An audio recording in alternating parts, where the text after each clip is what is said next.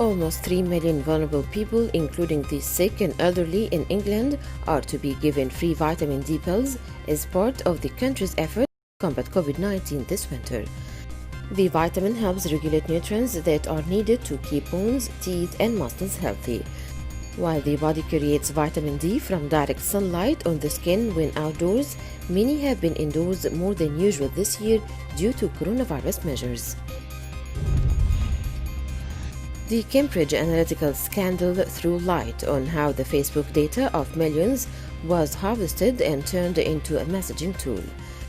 The revelations were criticized far and wide by politicians of all stripes, but now a report from the UK's Information Commissioner's Office (ICO) puts the spotlight on the relationship between data brokers and the politicians. India's ruling Hindu Nationalist Party has approved legislation in the country's most populous state that lays out a prison term of up to 10 years for anyone found guilty of using marriage to force someone to change religion. The decree for the state of Uttar Pradesh was passed Tuesday and follows a campaign by Prime Minister Narendra Modi's Hindu Nationalist Bharatiya Janata Party against interfaith marriages. The party describes such marriages as love jihad, an unapproved conspiracy theory used by its leaders and Hindu hardline groups to accuse Muslim men of converting Hindu women by marriage.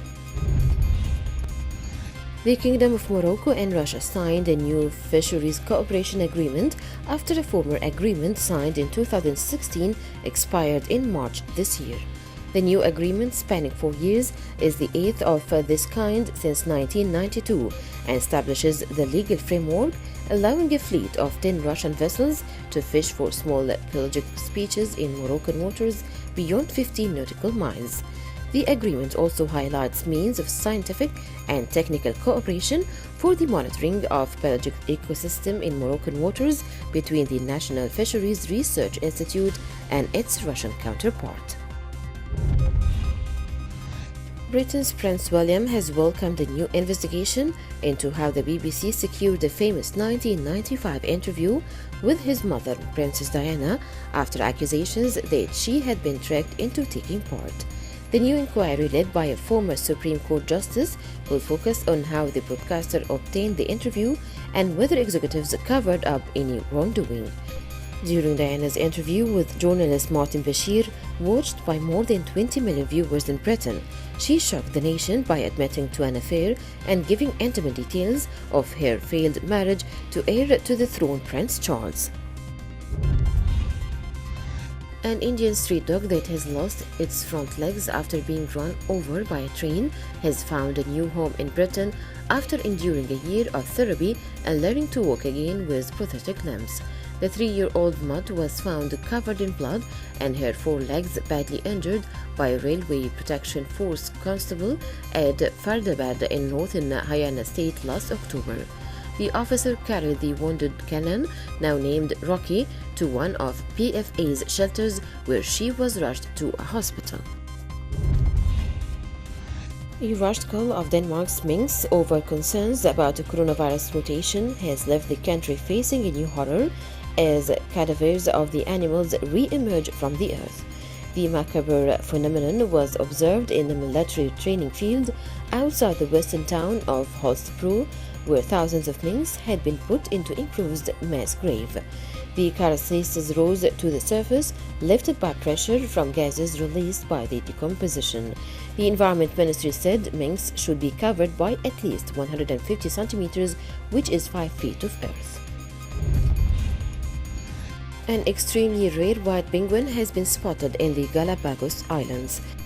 Guide Jamie Patu filmed the unusual bird at the Ponta Bensta Ruca site on Isabella Island while he was giving a tour to 2 tourists earlier this month. The rare penguin with white plumage was seen calmly standing next to a lizard nearly twice its size as the inquisitive guide moved in for a closer look.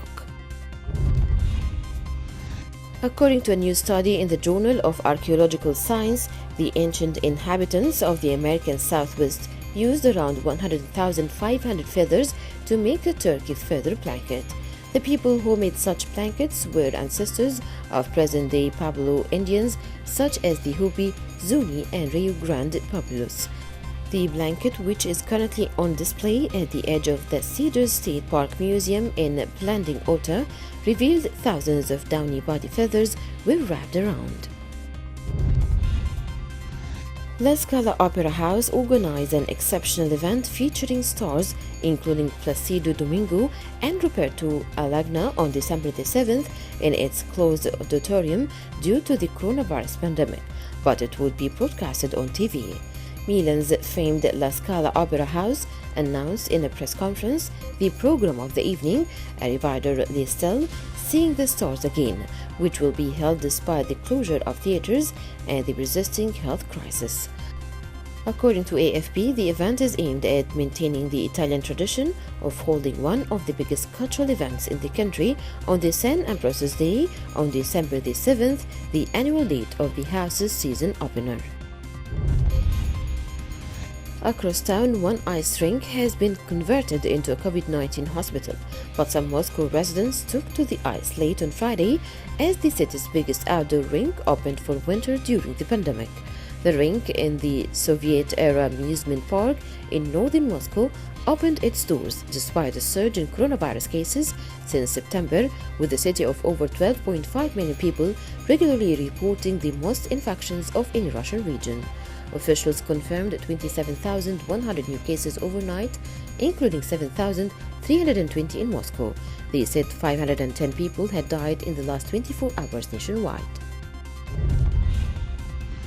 The world's largest pink diamond mine has shut its doors after exhausting its reserves for the expensive gems. The Argem mine in the remote Kimberley region of Western Australia churned out more than 90% of the world's pink diamonds sought after for their incredible rarity. The seam was discovered in 1979 and the Anglo-Australian firm began mining operations there 4 years later. A silk shoe that belonged to Marie Antoinette, the last Queen of France, who was executed during the French Revolution, will go up for auction with a starting price of €10,000. The sale takes place in the Palace of Versailles, where the Queen, who has gone down in history as a symbol of the excesses of French monarchy, and King Louis XVI held court before they were executed in 1793. The shoe bears her name on its heel, and Jean-Pierre Arsenault, the auction house that is conducting the sale, said she is thought to have worn it regularly during daily life at the palace.